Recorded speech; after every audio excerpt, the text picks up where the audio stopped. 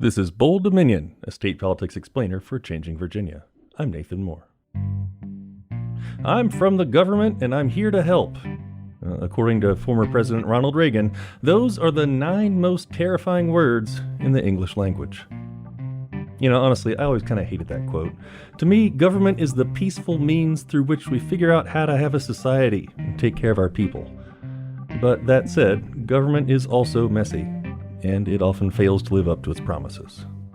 Regardless, Reagan's maxim has undoubtedly been influential. In the 1980s, he ushered in a rightward turn in the Republican Party that still echoes today. And today's distrust of government institutions is more widespread than just Republicans. That's especially true for the legislative branch. At the federal level, Congress's approval rating has hovered around just 20% for years. And truth be told, in our lifetimes, it seems like lawmakers have stopped being able to get things done at the federal level and even at the state level here in Virginia. I started this podcast 3 years ago, in part because I was frustrated at how the media covered the Virginia General Assembly. It seemed like every year around this time, there was a veritable parade of stories about bills being introduced, and then they'd quietly die in committee. Or a bill that would pass in one chamber, and then quietly die in the other chamber. It seemed like hardly anything ever translated into meaningful laws that changed Virginia for the better. Why were things like that? Well, now in Virginia, that did change some in 2020. That's when Democrats gained control of the state Senate, the House of Delegates, and the governorship. And what followed were 2 years of substantial new laws. Major criminal justice reform, bills about climate change and renewable energy, a hike in the minimum wage, cannabis legalization, and lots more. Well, we're talking with 2 guests on Bold Dominion today, and both of them explain that that short time period turned out to be the exception that proved the rule. This year, with a Democratic majority state Senate and Republicans controlling the House and Governor's Mansion, we're likely to see a lot fewer bills actually make it into law. But that won't stop legislators from trying. They all want to hit the campaign trail with issues they can talk about. And so the last thing they want is actual policy change on any of that stuff, because they want to hit the campaign trail and, win their election and win their primary and win the general. That's Michael Pope.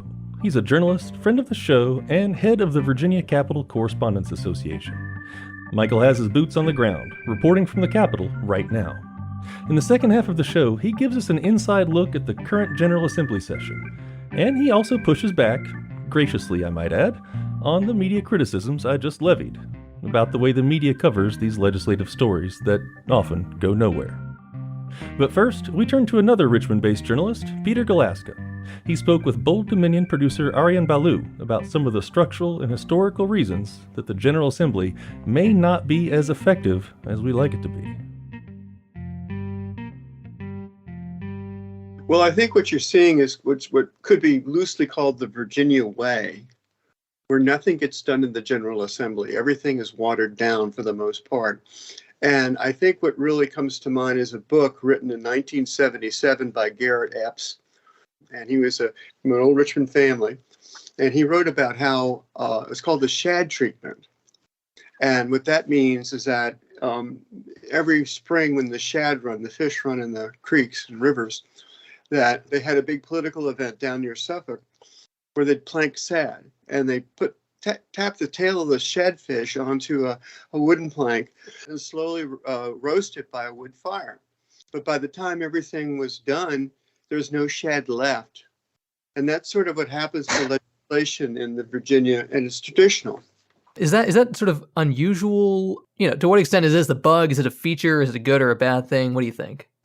Well, there's several things you've got to realize about Virginia, is that there's a sort of overwhelming attitude that overshadows everything, that the powers that be for, a couple centuries now really don't want the public too involved in anything. And so, because it was sort of an old planter society, and they just didn't want anybody involved because they ruled it, because they owned the land. And I think what's going on now, the 2 big problems, or several big problems with the General Assembly is, one, it's part-time. You don't have professional staffs. And in this case, it's a very short, period of time. It's, scheduled for 30 days. And that's crazy when you've got hundreds of bills to consider and you only have a month to do it in. And this is just the way it's rigged. Also, one last factor is there's election there later this year. Nobody wants to stick their neck out too much. So you add it all up and nothing's going to get done. I mean, why bother? And time and time again, that's why the committees have so much power in the General Assembly, because they're sort of the gatekeepers under very great pressure. Another angle of this is sort of the media side, where you described a pretty good outline of why not much is going to happen, but we do still see during the session a bunch of stories come out about how the House passes this climate bill or this abortion bill or something or another, and one side cheers, the other side cheers, doesn't go anywhere in the end. So what is the point, I guess, of the way that the media sort of handles an assembly like this? Well, the problem is there's not much media left. And, nobody really covers the General Assembly or other parts of government the way they used to. And when they used to cover it, it wasn't that good. I remember I worked for the Richmond Times-Dispatch 40-some years ago, and I was kind of disappointed. That's when they were big and rich and had, bureaus all over the place. And they overcovered stuff. And they would do what you call a turn of the screw story, where, instead of saying, hey, this is coming, this passed, etc., they follow the bill or whatever, all the way up the scales, and there might be several of them at the same time, all pretty much saying the same thing. Mm-hmm. And so they would say, and it would give the readers the impression that things are really being done when they weren't. And I think a much better way to do it is say what needs to be done, what's happening, and what is the impact of going, on real people, what's going to happen. And they don't do that. And even that is still, even though there's a greatly diminished media presence in the state, as there is in every state, it's like they still have this kind of old attitude that we got to know if it goes from this committee to the delegates or to the Senate or whatever. And if you're a lobbyist, I guess that's of course very important to you. But for the public, the public needs to know the big picture, and they're not really getting it. For somebody who kind of doesn't know what it's like to be doing that as a journalist, can you walk through what is it covering the government while it's in session look like? Well, I mean, it used to be, you have bills proposed, and then after several bills or whatever bills are proposed, usually goes in, and the delegates goes to the Speaker of the House, who then, forwards a particular bill to a particular committee. And that committee, argues the merits of the bill. And if things go forward, it goes to a full vote in the House of Delegates. Same thing happens in the Senate. Then there's a crossover where, say, the House of Delegates, approve something, the Senate has to as well. Then, of course, it goes to the governor to sign. But the issue is that puts, because of the pressure on the members of the General Assembly in short sessions, and they're not professionals, they don't have a staff really. What that means is it gives the committees on both houses or both sides of the General Assembly a hell of a lot of power. And a lot of that stuff is done behind closed doors without anybody knowing what's really being said. And that's what really happens. So I guess, we talk about the fact that not much is going to happen, in this session. What do you think is the kind of the reaction to that? Is that popular? Is that liked? Is it not liked? What do people feel about it, I guess? Well, I think if people who are really advocates and are passionate about a particular issue, these could be like, anti-abortion, pro-abortion, could be things like environmentalists, et cetera, and of course the lobbyists who are most concerned about regulation and keeping their costs down for their, corporate clients. They follow this stuff really a lot, but the general public does not. And I've always been kind of surprised in many ways. I worked in Virginia, but I've also worked in a number of states as a journalist, including, DC, New York, Chicago, Ohio, places like that. And I've always been amazed at how much, the the governor and the General Assembly means in Virginia. And part of that goes to some obscure kind of law or thing called the Dillon Rule. And Dillon was, I think he was in Iowa back at the turn of the 19th century. And he came up with the idea that localities can only have as much power as their state legislature gives them. And Virginia follows this rule. I don't know why. I've always been puzzled why they bother. But that means that it really puts all the power back into the state legislature and the governor. And so otherwise, a lot of people who are passionate advocates for a particular cause or policy are stuck with the General Assembly, which, as we've discussed, is a short-term, kind of non-professional body. It seems like there is kind of an imbalance between sort of when you've got divided government, we've got two parties sort of squaring off.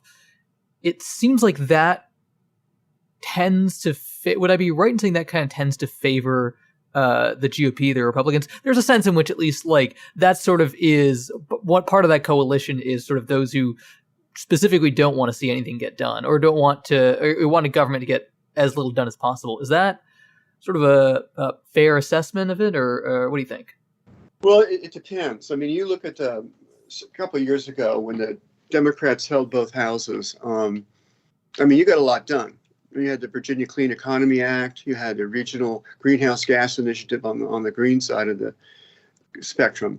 And it was like the most sweeping environmental reform in the state ever.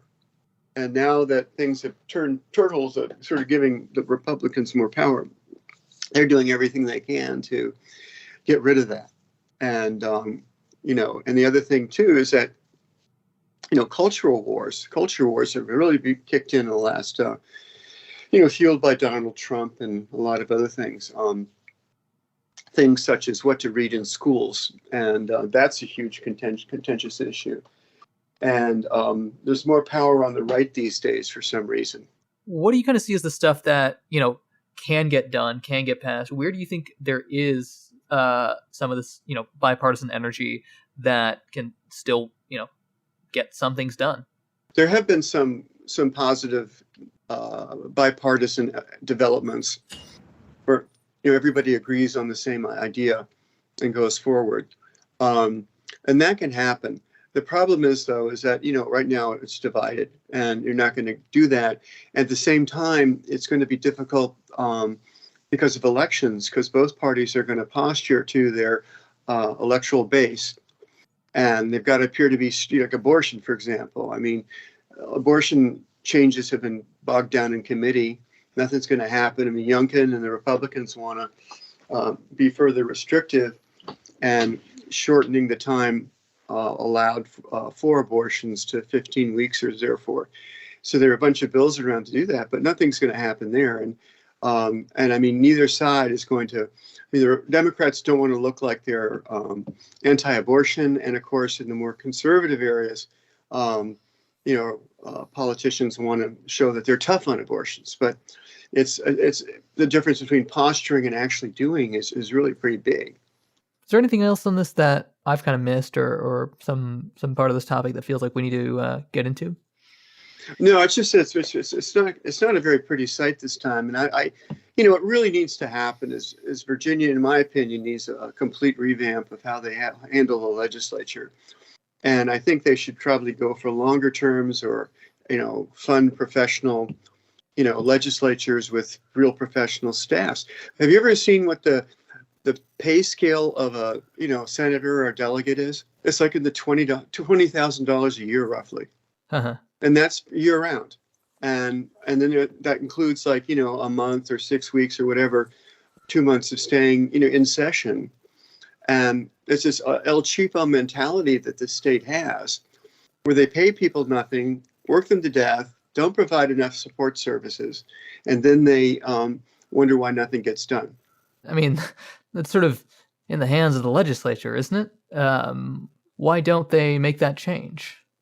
Well, because I don't know. That's a great question. I mean, there's like so much. It's like, it's sort of a glacier moving. It's very slow. When it's massive, it doesn't take, it goes on and on. But This would require a great deal of citizen concern. The media would have to be attentive to it. But this is the way it's always been done. And, it's hard to change anything in this state.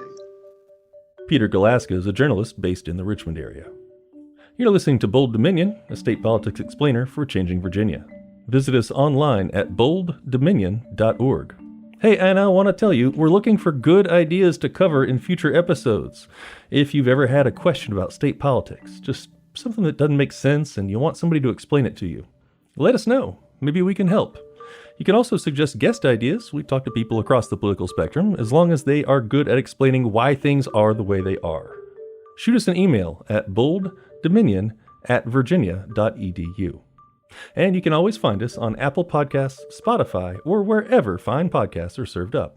Go ahead and subscribe. And hey, leave us a nice review while you're there. Bold Dominion is a member of Virginia Audio Collective, online at virginiaaudio.org. You can check out all the podcasts from the collective, from science explainers to Virginia history to the future of democracy. We amplify the voices of people in our Commonwealth and help them tell stories that matter. You can listen and subscribe at virginiaaudio.org. And we're back. In the second half of today's show, Bold Dominion producer Ariam Balou talks with Michael Pope. He's a journalist who covers the General Assembly, and he's head of the Virginia Capital Correspondents Association, which means he's down in Richmond right now, reporting on bills as they rise and fall. To start things off, he dives a little more into the reason for this year's political gridlock. Well, this is an era of divided government. So we've got a Republican as governor, we've got a Republican House of Delegates, but we've got Democrats leading the state Senate. So anytime you talk about any of the culture war issues, abortion, or gun rights, you're going to come down to a situation where both sides want to go into the campaign cycle talking about it rather than actually doing something with the policy. So a lot of heat and drama, not a lot of action in terms of actual policy changes, but they're setting the stage to go on the campaign trail here in 2023. Many of these people have got very competitive primaries, and a lot of them actually have very competitive general elections because we've got all these new maps. So this is a campaign cycle that is, one like any other. And so all of these lawmakers are up for re-election, all 100 members of the House, all 40 members of the Senate. So they all want to hit the campaign trail with issues they can talk about, abortion and guns. And so the last thing they want is actual policy change on any of that stuff because they want to hit the campaign trail and, win their election, and win their primary, and win the general. And so you're not really going to see a lot of actual policy changes this General Assembly session. But there are some areas where they actually might make some very important decisions. Mental health is one of them. So Virginia is fortunate to have a budget situation that is flush with cash because of all the stuff that they've been getting from the federal government in terms of stimulus funding. And so they want to pump some of that into going, taking the first steps in solving this mental health crisis. So, mobile crisis support people, mobile units, investments for facilities that can handle these kinds of situations so that they don't get involved in the criminal justice system. And so, mental health reform is actually on the horizon for this General Assembly session. In addition to that, another important decision on casinos. So Petersburg wants to have a referendum to allow a casino, and that actually could happen this General Assembly session. So we are in an era of divided government, and so anytime you're talking about the culture wars, you're really not going to see a lot of action there. But on mental health and a host of other issues, casinos, in addition to energy regulation, there is actual stuff that's being debated this year. You're a journalist. You're head of the Virginia Capital Correspondents Association for at least a few more days now. We get a lot of stories about, this bill's brought up in the House, this bill's brought up in the Senate, X and Y and Z.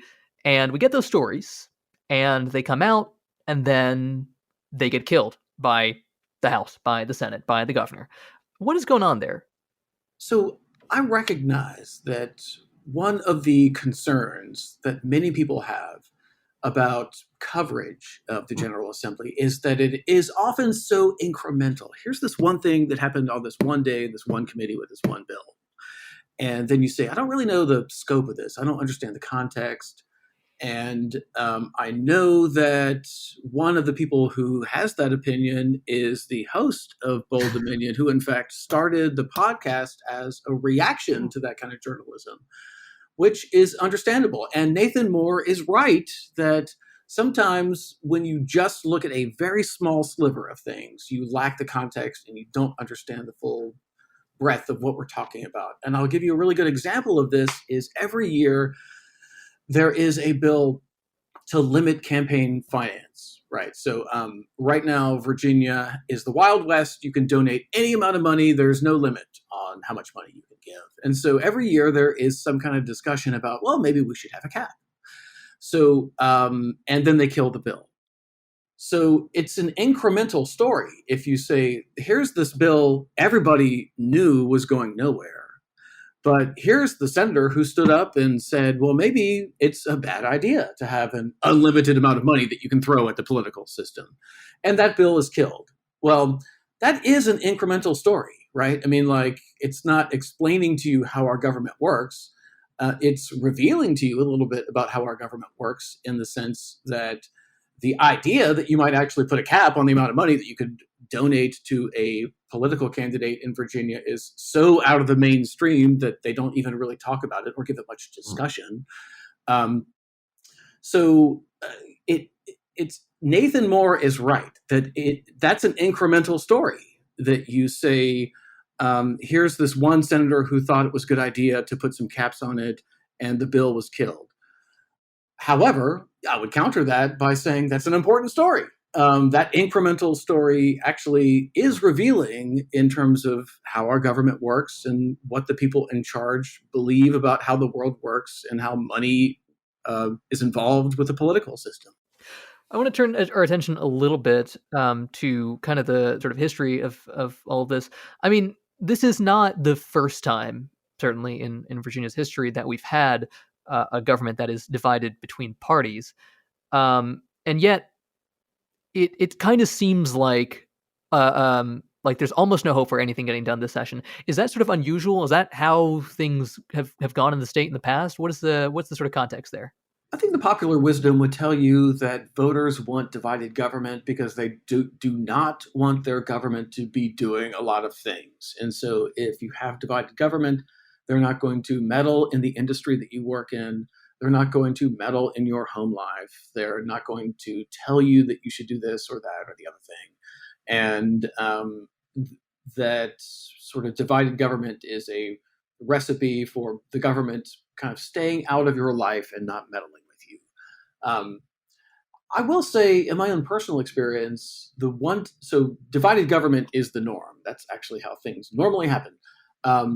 There was a time period when we did not have divided government and the Democrats were in charge of everything. And gosh, they did a lot of stuff in that time period. So that was really only two years that they had the governors, the executive mansion, and the lieutenant governor, and the attorney general, and the House of Delegates, and the state senate. So they had the whole, triumvirate of state government. And they changed how voting happens. They secured abortion rights. They implemented a whole huge amount of gun violence restriction measures. And they did massive environmental regulation that changed the face of fossil fuels in Virginia to encourage wind power and solar power. And in that really short, very brief 2-year period where we did not have divided government, wow, we had an activist government. I mean, you look back on it now and you think about it as kind of a Virginia version of the New Deal for 2020 when the Democrats took power, because they did a lot of stuff that is currently the law in Virginia, right? So that's the aberration, is non-divided government when all that stuff happened. Usually what happens is it's divided government and people introduce a lot of crazy stuff and it dies. If divided government is sort of the standard fare, what does get done? or what has gotten done in the past?